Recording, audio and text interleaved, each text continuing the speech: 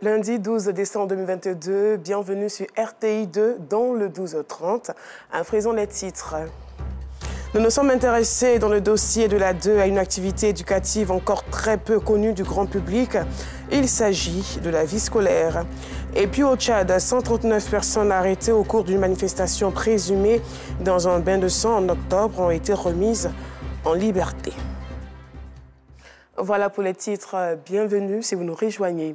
Dans le système ivoirien, l'on parle de vie scolaire, une activité éducative très peu connue du grand public. Malheureusement, alors qu'elle est instituée officiellement depuis 7 ans déjà avec une direction générale de vie scolaire.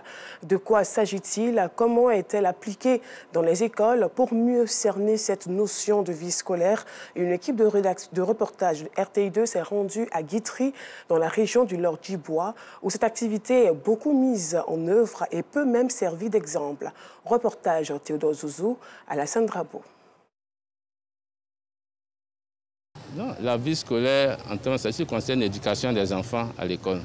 La vie scolaire, vraiment, je n'ai aucune information, je ne sais pas. Je ne sais pas de quoi il s'agit. Ce sont des réponses à la question sur la perception des populations sur la vie scolaire, l'une des activités du ministère de l'Éducation nationale. Elle révèle la méconnaissance de ce secteur. Devant cet état de fait, pour mieux comprendre le fonctionnement de la vie scolaire, nous nous rendons à l'école primaire publique de Kouta Ngokro, puis au village de Petit Boundiali, axe Guitry-Yokoboué, en compagnie des 2 conseillers vie scolaire de la circonscription éducative de Guitry, dans la région du Lord-Djibois. Ils sillonnent, comme à l'accoutumée, les écoles de la localité pour impulser une nouvelle dynamique aux activités extrascolaires, testant parfois les connaissances des apprenants sur le sujet. En dehors de l'école, là, vous menez quoi comme activité quand vous partez? Oui, vous faites une... Ah, très bien, oui. Vous faites des chants. On va se retrouver sur le site pour vous voir en activité. Après ces entrevues, les écoliers habilités à participer à la vie scolaire, munis de leurs outils, se rendent à leurs rizières et leurs jardins. Ils apprennent avec plaisir à semer, à planter la patate, les aubergines, d'autres variétés de légumes et à mettre du fumier, ainsi que d'autres tâches indiquées par le tuteur dans différents jardins. Même constat avec ceux initiés à la culture du riz, un produit de grande consommation. Ici, ce sont les filles. Pour cet après-midi, c'est une séance de désherbage. Je suis content de faire cet apprentissage. Ça peut m'apporter demain de l'argent. Cette vie scolaire a été organisée par les instituteurs que nous sommes. Moi, par exemple, je suis la tutrice au club coopératif. Et il y a aussi le club santé, il y a le club sport. C'est inscrit au programme dans la page de l'entrepreneuriat. Le choix des élèves habilités à participer à ce type d'activité nécessite un profil. On trouve que ceux des petites classes sont très petits pour les initier. Voilà pourquoi nous utilisons les plus grands. Ces activités ne peuvent se faire sans l'adhésion totale des parents d'élèves qui donnent gracieusement leur terre. J'ai cédé la parcelle aux enfants pour qu'ils apprennent aussi la technique culturelle. L'école aussi n'est pas le seul lieu de réussite. Il faut qu'ils apprennent aussi à travailler au champ. Cap est mis sur l'EPP Dominique Ouattara du village de Kouta, où est faite la culture du manioc, denrée alimentaire beaucoup consommée dans la localité. Dans cette classe, les responsables de la coopérative de l'école sont en pleine réunion. Du deuxième bureau exécutif, l'ordre du jour, comment acheter nos boutures et divers. La secrétaire, tu fais le PV. Nous avons un champ de manioc et un projet en cours pour la coopérative. Le consensus trouvé sur les conditions d'acquisition des nouvelles boutures, les membres du groupement des élèves vont pour le nettoyage de leurs champs. Les plants de manioc ont déjà 3 mois, ce qui suscite beaucoup d'espoir de la part de la présidente de la coopérative. C'est notre champ de manioc. Dans 3 mois, nous allons récolter pour aller vendre et mettre l'argent dans la caisse de la coopérative. La coopérative scolaire, il faut dire que c'est une association d'élèves qui décident de se mettre ensemble pour créer une AGR. C'est une activité génératrice de revenus. Et il y a un bureau qui est mis en place. Ce bureau est chapeauté par un tuteur de la coopérative. Et quand il y a les activités à mener, il y a une AG qui se tient. Et quand les activités sont retenues, ensemble, décident des différentes étapes. Planter du manioc, le choix de la coopérative de l'EPP Dominique Ouattara acquiert l'adhésion du chef du village de Kouta. Le manioc est devenu une denrée capitale, sinon nationale. Et les élèves, il faut leur apprendre à travailler sur l'agriculture. Et en leur apprenant ça, ils sauront comment préparer leur vie future. En plus du manioc, l'école du village de Lessidoukou présente un autre pan de l'agriculture, l'élevage. Ces tout-petits font du caprin, de la volaille et des lapins. Ils reçoivent la visite du président du COGES de leur école. Il vient encourager cette coopérative partenaire. Quand le produit est vendu, la recette est divisée en deux parties. COGES prend et puis une partie dans la caisse. Cette partie de COGES-là permet d'acheter des choses qui manquent, par exemple les tables. Les gens ne s'intéressent pas trop à l'élevage. C'est pourquoi avec les enfants, nous avons décidé de faire l'initiation à l'élevage. Nous pensons que cela peut apporter beaucoup à ces enfants-là dans l'avenir. De retour à Guitry, c'est le groupe scolaire Guitry 1 et 2 qui nous accueille avec deux activités non moins importantes. Le club zéro grossesse en milieu scolaire. Un tonton vous appelle. Mamie, viens. Si elle rentre dans la chambre de l'adulte, qu'est-ce qui peut se passer? Oui? Très bien. Nous avons constaté que des élèves, des jeunes filles des classes de CM1 au CM2, ne finissaient pas l'année. Elles abandonnaient les études en cours d'année.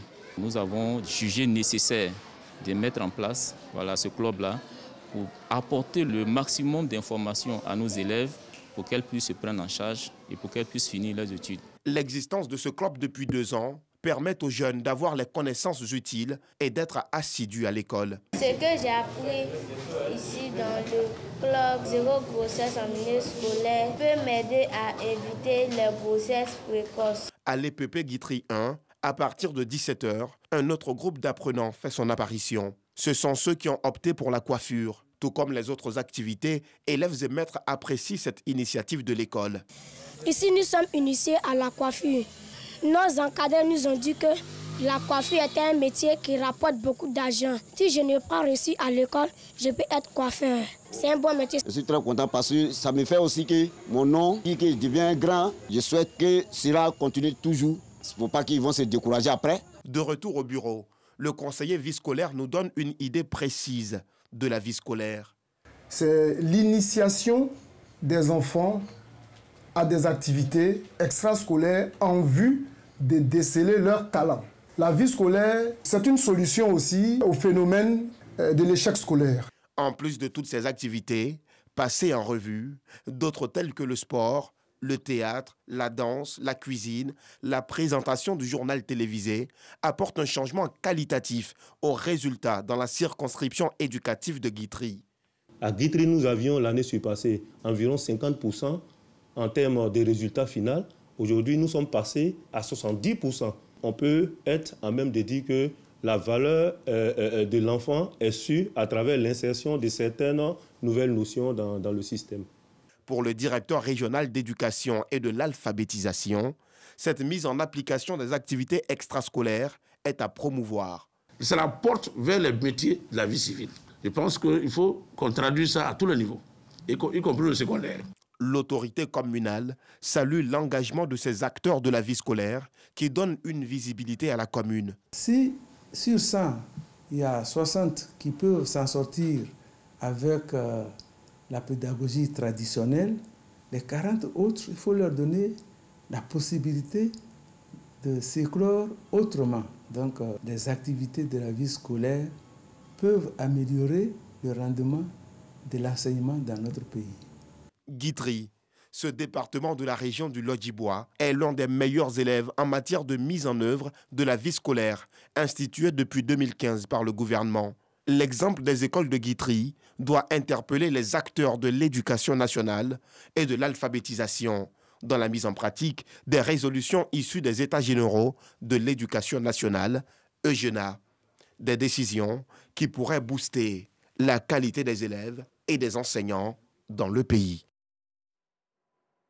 La vie scolaire met un moyen d'intégrer nos enfants dans la vie sociale. Drame dans la commune de Grand-Massam, découverte d'un corps flottant dans la lagune au niveau du pont de Moussou. Qu'est-ce qui s'est passé? Les réponses au micro de Bintou Pekele.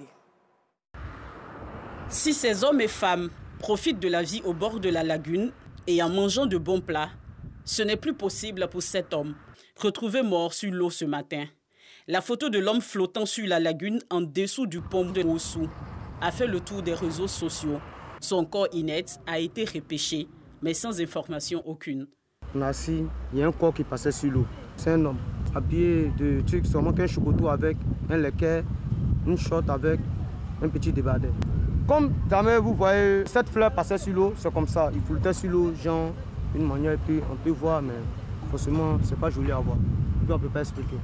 Cet espace est reconnu pour recevoir du monde les week-ends. Mais voir un cadavre ce dimanche matin a été un choc pour commerçants et clients. Nous sommes venus pour la fête, s'amuser un peu. Et tout d'un coup, nous voyons un corps passer. C'est comme si c'est l'un de nous qui passait. Donc ça nous a un peu choqué, c'est la raison pour laquelle le niveau de l'annulation qu'il voulait faire, j'ai dû réduire ça. Parce qu'à chaque fois que je suis là, je ne fais que passer à mon frère qui passe. Je me sens bizarre, pas bien dans mon corps en fait. C'est dérangeant pour nous parce que ce n'est pas toujours évident d'assister à ces événements-là. Voilà, c'est des événements vraiment malheureux. Même si tu ne connais pas la personne, tu es obligé de compatir parce que c'est déjà un être humain. Selon les témoins, l'homme portait des marques au visage. Incident, accident ou règlement de compte, aucune réponse pour le moment.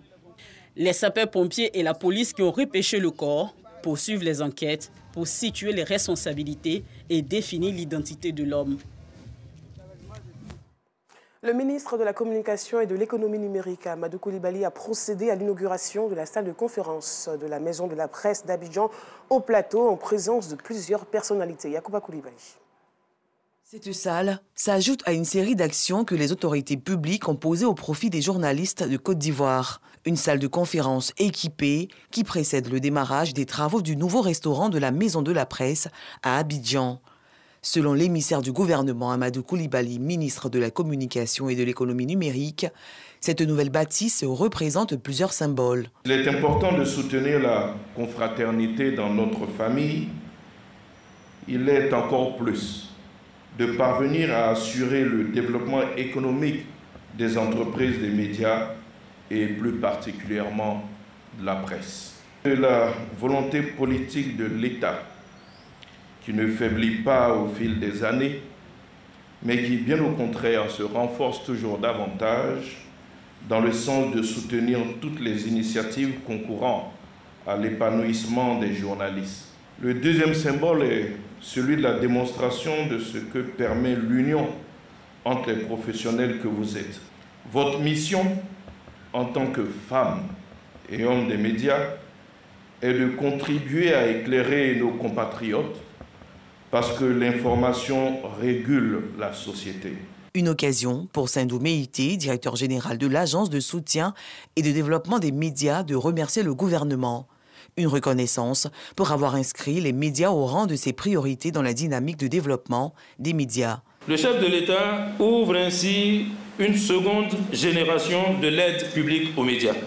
Cette nouvelle aide publique aux médias se caractérise par l'élargissement de son champ d'action et par sa vocation affichée à soutenir le secteur pour accélérer son développement. Cette nouvelle salle de conférence est un soulagement pour les journalistes, à en croire Jean-Claude Coulibaly, le président de l'UNJCI, Union nationale des journalistes de Côte d'Ivoire. Ce joyau architectural parle de lui-même. Cela fait partie vraiment d'un vœu caressé par plusieurs générations de journalistes.